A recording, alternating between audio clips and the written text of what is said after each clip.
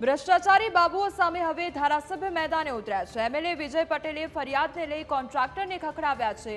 તો શિવારીમાળ ચેક ડેમની ગુણવત્તાને લઈ ફરિયાદ મળી હતી અને જિલ્લામાં બની રહેલા તમામ 30 ડેમોની એમએલએ જાતે તપાસ કરી હતી। સંબંધિત અધિકારીઓને પણ સાવચેતી રાખવા માટે સૂચના આપવામાં આવી છે। તો જિલ્લામાં પાણીની સમસ્યા નિવારણ માટે સરકારે 30 ચેકડેમ બનાવવામાં આવી રહ્યા છે, ત્યારે સરકાર દ્વારા 82 કરોડથી વધુના ખર્ચે 30 ચેકડેમ બનાવવામાં આવી રહ્યા છે।